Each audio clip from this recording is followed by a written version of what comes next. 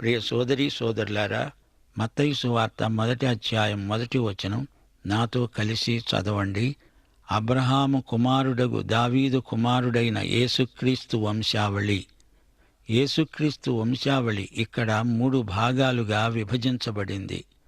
మత్తయి సువార్త 1 అధ్యాయం 1 వచనం నుండి 6 వచనం వరకు అబ్రహాము నుండి దావీదు వరకు ఉన్న వంశావళి. 7 వచనం నుండి 11 వచనం వరకు సొలొమోను నుండి బబులోను చెర వరకు, 12 వచనం నుండి 17 వచనం వరకు బబులోను చెర నుండి క్రీస్తు వరకు ఉన్న వంశావళి. 1 అధ్యాయం 1 వచనంలో యేసుక్రీస్తును గూర్చి అబ్రహాము కుమారునిగా దావీదు కుమారునిగా చెప్పబడింది.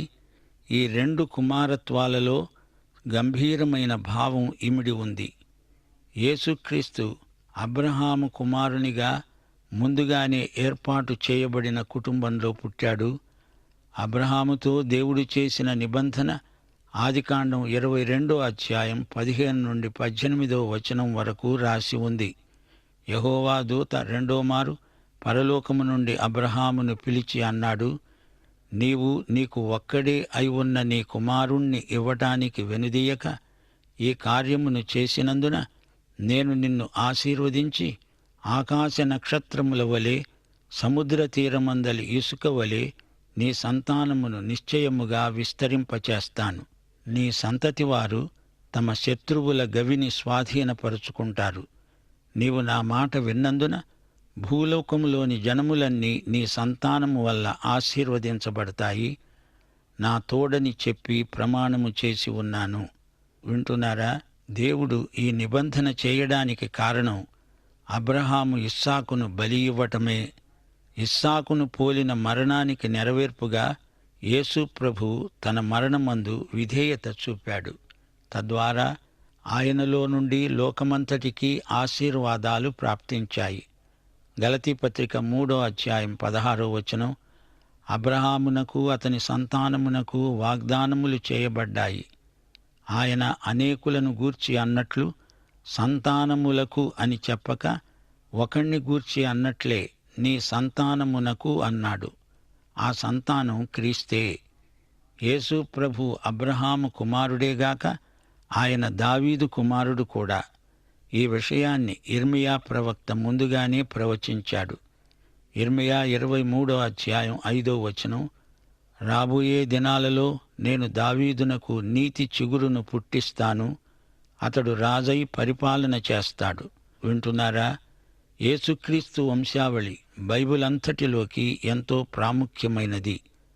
మత్తయి సువార్త 1 అధ్యాయం 7 నుండి 11 వచనం వరకు పరిశీలించండి. సొలొమోను నుండి బబులోను చెర వరకు, 12 వచనం నుండి 17 వచనం వరకు బబులోను చెర నుండి క్రీస్తు వరకు గల వంశావళి గమనించండి. సొలొమోను రెహబామును, రెహబాము అబీయాను, అబీయా ఆసాను, ఆసా యెహోషాపాతును, యెహోషాపాతు యెహూరామును, యెహూరాము ఉజ్జీయాను, ఉజ్జీయా యోతామును, యోతాము ఆహాజును, ఆహాజు హిజ్కియాను, హిజ్కియా మనష్షేను, మనష్షే ఆమోన్ను, ఆమోను యోషియాను కన్నారు. యూదులు బబులోనుకు కొనిపోబడిన కాలములో యోషియా యెకొన్యాను అతని సహోదరులను కన్నాడు. ఈ జాబితాలో 3 చెడ్డరాజులున్నారు. మంచి రాజులు, చెడ్డరాజులు బైబిలులో పేర్కొనబడ్డారంటే బైబిలు ఎంత నిష్పాక్షికమైనదో చూడండి. ఇది సత్యవేద గ్రంథం.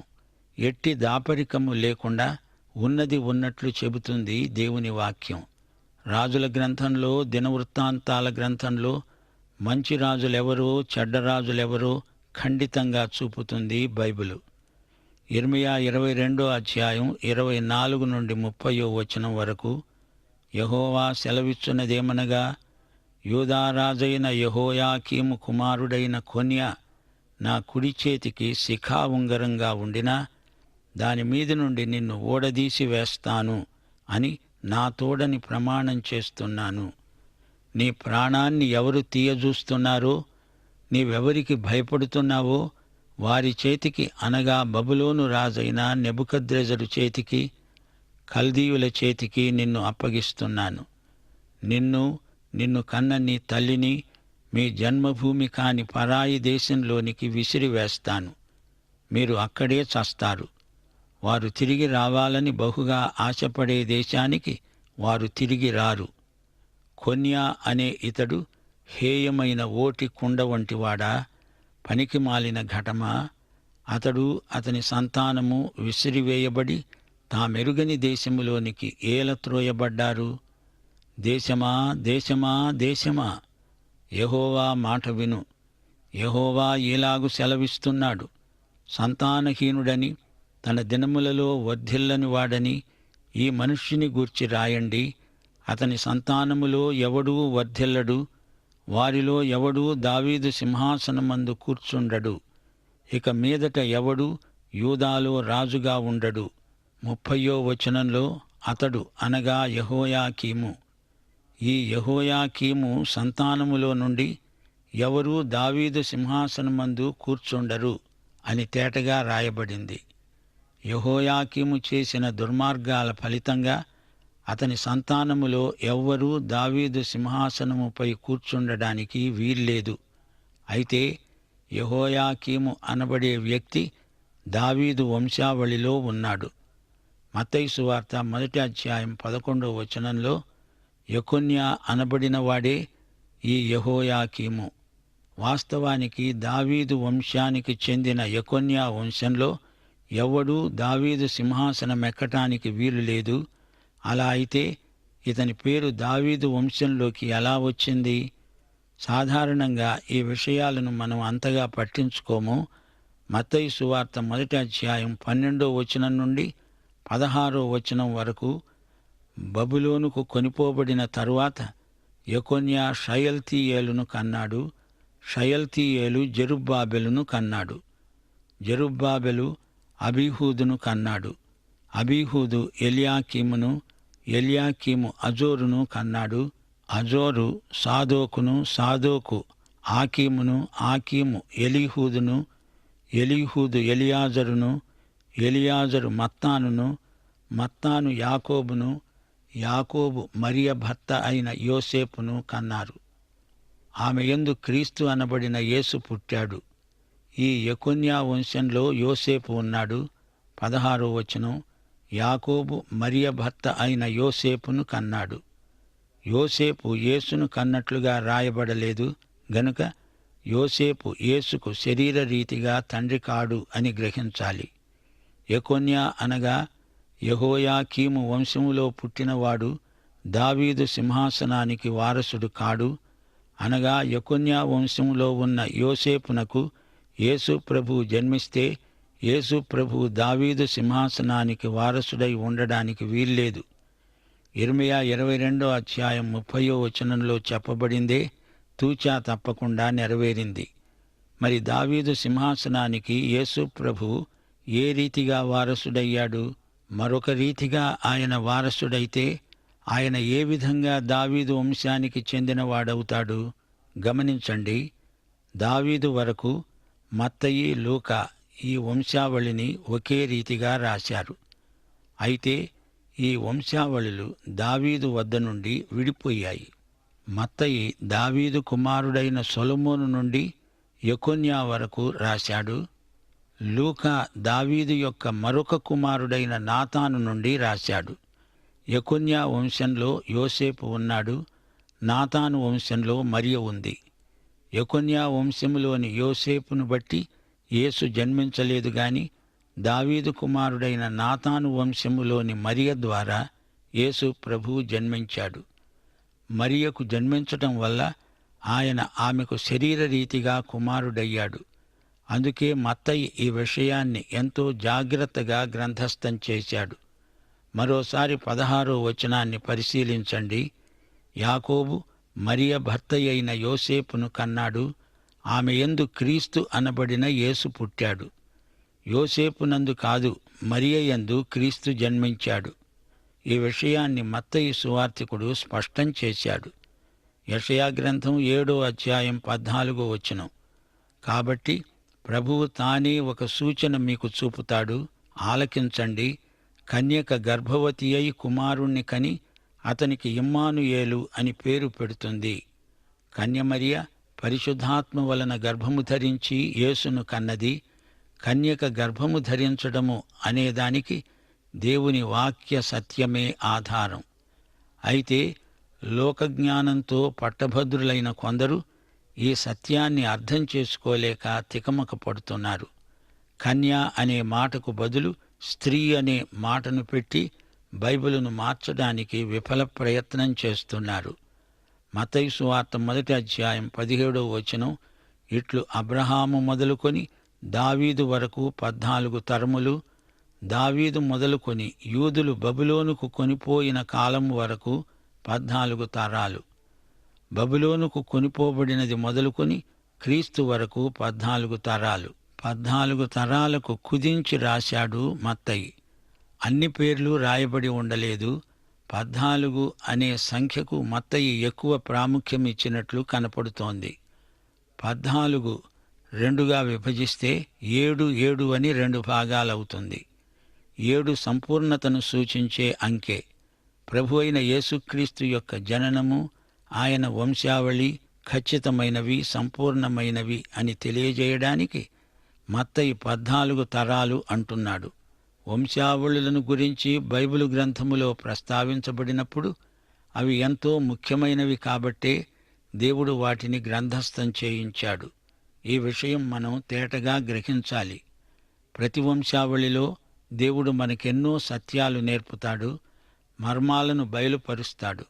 అంచేత వంశావళులే గదా అని వాటిని వదిలేయకుండా ఆసక్తిగా చదవాలి. పరిశుద్ధాత్మ మనలను సర్వసత్యములోనికి నడిపిస్తాడు. ఒక నాస్తికునికి అతని కుమార్తె ఒక కొత్త నిబంధన పుస్తకం తెచ్చి ఇచ్చింది. అతడు తన కుమార్తె మాటను కాదనలేక దాన్ని చదవటం మొదలుపెట్టాడు. మత్తయి సువార్త 1:1 నుండి చదువుతూ, అబ్రహాము ఇస్సాకును కన్నాడు, ఇస్సాకు యాకోబును కన్నాడు అని అలా వరుసగా రాయబడిన పేర్లను చూచి ఇందులో ఏముందిలే అనుకొని నిర్లక్ష్యం చేశాడు. కాని పదే అదే భాగాన్ని చదువుతూ ఉండగా పరిశుద్ధాత్మ అతనిలో పనిచేయటం ప్రారంభించాడు. ఇంతవరకు ఏ పుస్తకంలోనూ అన్ని తరాలను గూర్చి రాయబడి ఉండలేదు. గాని యేసుక్రీస్తు వంశావళి ఇంత చక్కగా క్రమంగా రాయబడింది గనుక ఆ నాస్తికుడు ఈ సత్యాన్ని గ్రహించాడు. యేసు చారిత్రాత్మక పురుషుడని, ఆయనే నిజమైన దేవుడని విశ్వసించాడు. యేసుక్రీస్తు జన్మను గూర్చిన చారిత్రక ఆధారాలు ఎన్నో బైబిలులో స్పష్టంగా రాసి ఉన్నాయి. బైబిలులోని విషయాలు ఒట్టి కల్పనా కథలు కావు. బైబిలులోని ప్రతి వ్యక్తిని గురించి ఖచ్చితమైన లిఖితపూర్వకమైన ఆధారాలున్నాయి. వంశావళులన్నీ ఎంతైనా నమ్మదగినవి. మరో విశేషమేమిటంటే ఈ వంశావళిలో మంచివారిని గురించి, చెడ్డవారిని గురించి కూడా రాయబడింది.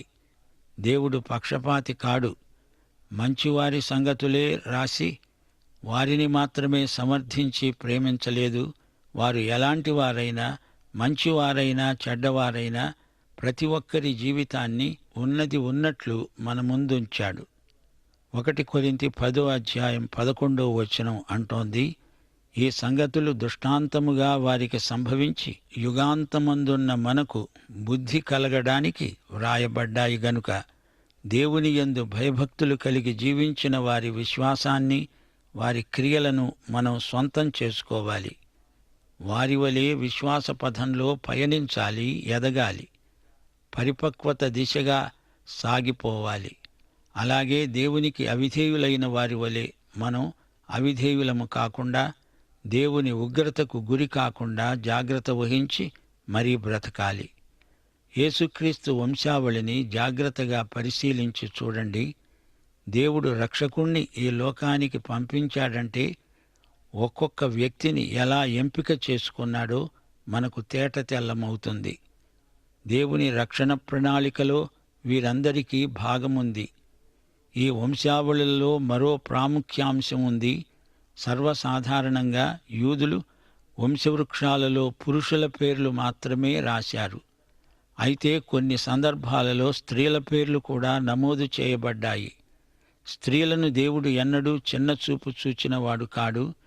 యేసుక్రీస్తు వంశావళిలో 4 స్త్రీల పేర్లున్నాయి. పైగా ఈ 4 అన్యురాండ్రు. 2 కనానీయులు, ఒకామె మోయాబీయురాలు, మరొకామె హిత్తీయురాలు.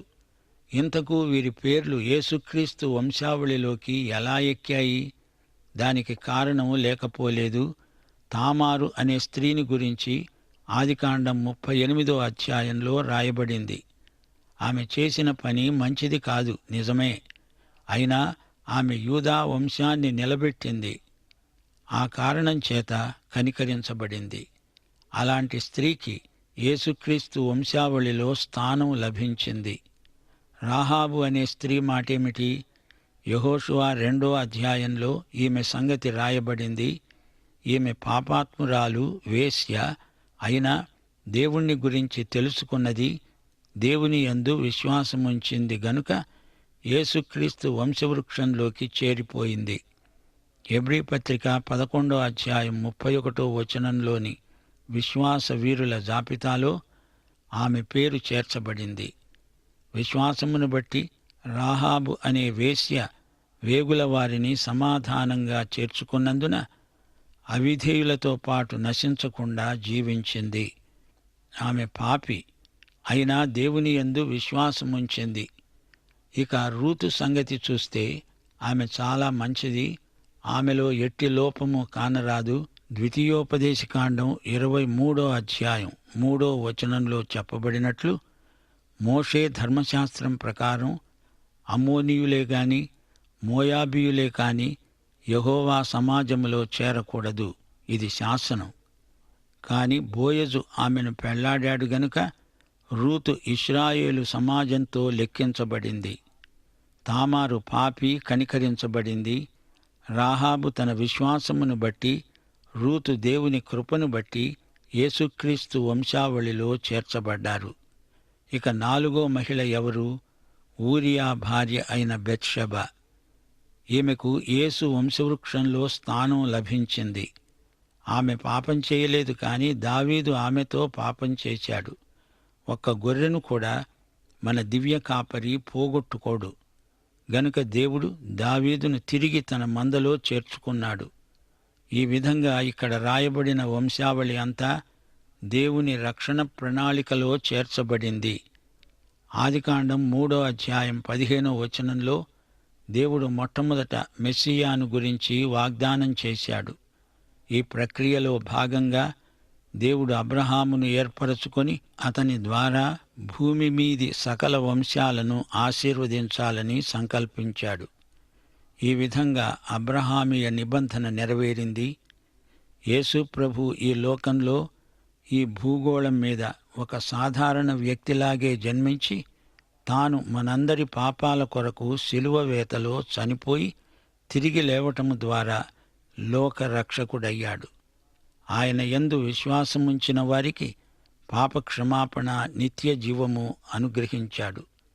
అలనాడు విశ్వసించిన వారందరూ యేసుక్రీస్తు వంశావళి యందు ఏ విధంగా చేర్చబడ్డారో అదేవిధంగా ఈనాడు యేసును రక్షకునిగా అంగీకరించిన వారందరూ ఆయన కుటుంబంలోకి చేర్చబడతారు. ఎఫెసీ పత్రిక 1వ అధ్యాయం 3వ వచనంలో రాయబడిన ప్రకారం క్రీస్తునందు పరలోక విషయములో ఆత్మ సంబంధమైన ప్రతి ఆశీర్వాదము మనకు వారసత్వంగా లభించింది. ప్రియ శ్రోత, వింటున్నావా? ఎంత ఘోర పాపికైనా దేవుడిచ్చే రక్షణ అందుబాటులో ఉంది. ఈ వాస్తవాన్ని ఇప్పుడే గుర్తిస్తే అది నీకు మేలు. తామారును కనికరించిన ప్రభువు నిన్ను కనికరిస్తాడు. రాహాబును రక్షించిన దేవుడు నిన్ను రక్షిస్తాడు. రూతును తన సహవాసములోకి పిలిచిన దేవుడు నిన్ను కూడా తన సహవాసములోకి ఆహ్వానిస్తున్నాడు. నీవు రావడమే తరువాయి నీకు మహోజ్వలమైన నిత్య భవిష్యత్తు స్థిరమైపోతుంది. యేసు శిలువయందు నీకు ముక్తి. రక్షించడానికి అదే దేవుని శక్తి. దేవుని కృప ఎంత విస్తరించిందో పాపి పట్ల ఆయన వైఖరిలో ఇట్టే తెలిసిపోతుంది. తామారు, రూతు, రాహాబు, బెత్షెబ అనే నలుగురు మహిళలు. 5వ మహిళ కన్య మరియ. యేసు మరియ గర్భవాసాన పుట్టటంలో స్త్రీత్వాన్ని దేవుడు ఎంతగా హెచ్చించాడో మనకు ప్రత్యక్షమవుతుంది. శారీరకంగా మరియ యేసు తల్లి, గాని శారీరకంగా యోసేపు తండ్రి కాడు. అబ్రహాము దావీదులకు మధ్య వంశావళి పేర్లన్నీ ఇక్కడ రాయబడి ఉండలేదు. అలాగే దావీదు నుండి బబులోను చెర వరకు, బబులోను చెర నుండి యేసుక్రీస్తు వరకు వంశావళిలోని పేర్లు అవసరమైనంత వరకే రాయబడినాయి. ఈ కాల విభాగ నిర్ణయంలో 14 తరాలు పేర్కొనబడ్డాయి. ఒక్కొక్క తరానికి 14 పేర్లు. దావీదు అనే పేరులోని అక్షరాలను గుణిస్తే, హీబ్రూ భాషలోని అక్షరాల సంఖ్యను సరిచూస్తే సరిగ్గా 14 అనే సంఖ్య వస్తుంది. యేసు యూదులకు రాజు అనడానికి ప్రబలమైన రుజువులు ఎన్నో మత్తయి తెచ్చి చూపుతున్నాడు. దావీదు సింహాసనానికి యేసు అన్ని విధాలా హక్కుదారుడు. దేవునికి స్తోత్రం. మత్తయి సువార్త 1వ అధ్యాయం 1 నుండి 17వ వచనంతో లూకా సువార్త 3వ అధ్యాయం 23 నుండి 38వ వచనం వరకు సరిపోల్చి చూసుకోవాలి. గొర్రెల గొప్ప కాపరి అయిన యేసు, ఆయనను మృతులలో నుండి లేపిన దేవుడు, ఆదరణకర్త అయిన పరిశుద్ధాత్మ త్రియేక దేవుడు ప్రతి మంచి విషయములో తన చిత్త ప్రకారము చేయడానికి మిమ్మును సిద్ధపరచునుగాక. యేసుక్రీస్తుకు యుగయుగములకు మహిమ కలుగునుగాక. ఆమేన్.